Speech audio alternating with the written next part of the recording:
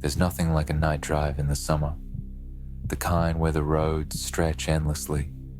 The air is warm against your skin, and it feels like the entire world has gone quiet, leaving only you and your car. For me, that freedom lived on the highways outside Cedar Hill, a sleepy town about an hour from Spokane, Washington. I'd been doing it for years, slipping out late at night, taking my dad's Audi S5 for a spin. He thought I was careful, and for the most part I was. But I'll admit, there were times I liked pushing the car to its limits, letting the engine sing on those long, empty stretches of road. That night was one of those times. It was late, close to midnight, and I was cruising with the windows down. No music, no distractions. Just the sound of the wind rushing in and the low growl of the Audi eating up the asphalt. It's one of the few things in life that makes me feel completely untethered. But for some reason I still don't understand. I got this strange, gnawing urge to leave the highway. Instead of turning back toward town, I veered off at the next exit and slipped into the backroads. Narrow lanes twisting through farmland and patches of forest. The kind of roads where your headlights only show you what's directly in front of you, and the rest is swallowed by darkness. The car handled like a dream, hugging each curve, gripping hard on the bends. My adrenaline was up, and for a while, it was perfect.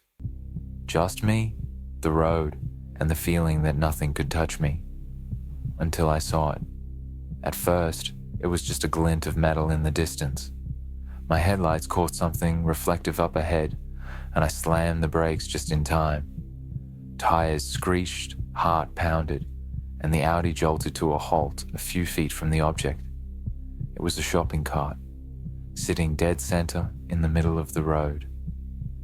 I just stared at it for a moment, my chest rising and falling. Who in their right mind would push a cart all the way out here? The nearest store was miles away, and why leave it right in the middle of a dark country road? I should have driven around it.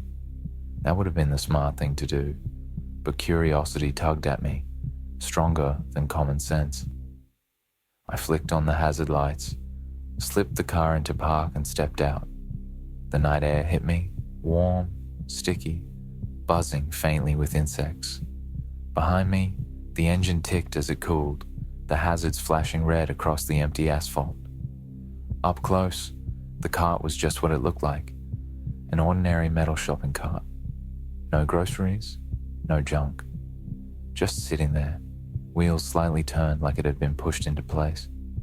It felt so wrong, too deliberate. I was about to turn back when something moved. From the corner of my eye, two dark shapes burst out of the farmland, running, full speed, straight at me. My body locked up for a fraction of a second before instinct took over.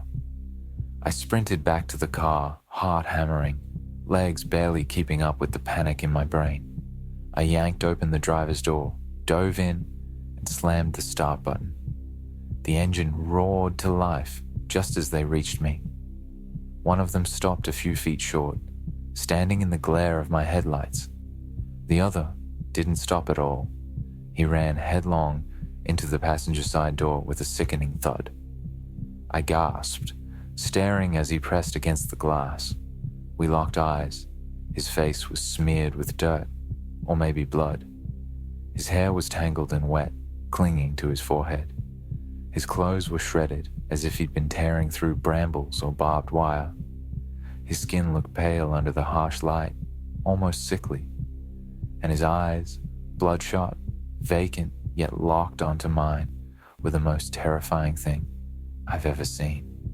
He didn't flinch, didn't wince. He just stood there breathing, raggedly, like the impact hadn't even registered. Then he reached for the door handle. Something about that simple motion snapped me out of my paralysis. My survival instinct screamed at me. I threw the Audi into gear, swerved hard around the shopping cart, and tore down the road, the sound of tires screeching and gravel kicking up behind me. I didn't look back, not once. The drive home was a blur. My hands shook on the wheel. My mind wrestled with guilt because part of me thought maybe that man was hurt, maybe he needed help. But a louder part knew there was something unnatural about him, something wrong. When I finally pulled into my driveway, my chest still tight with fear, I got out to check the damage. The passenger side door was streaked in blood, thick, smeared, dripping in places. More blood than should have come from a single hit. It covered the mirror, the handle, even spattered across the back panel. And there was a dent too. Small, but there. It was inhuman. The next morning, my dad saw the car and went off on me. He didn't even let me explain before he started shouting about responsibility, about dents, about paint jobs and costs. To him, all that mattered was that I'd taken his car out late and brought it back bloody and damaged. I kept insisting it wasn't what it looked like, but I don't think he believed me until after I cleaned the car. Only then did he soften, listening as I told him what happened. For once, he actually believed me, or at least pretended to. I had already called the police the night before, reporting what happened. They said they'd checked the location I described. I never heard back. Not a word. Since then, I've convinced myself it was some kind of setup. Maybe homeless people trying to lure drivers out of their cars with that car. Maybe just bad luck, but that doesn't explain the blood. Or the way he didn't feel pain, or the look in his eyes. It's been months, and I still see that face in my head. And I've never driven those back roads again.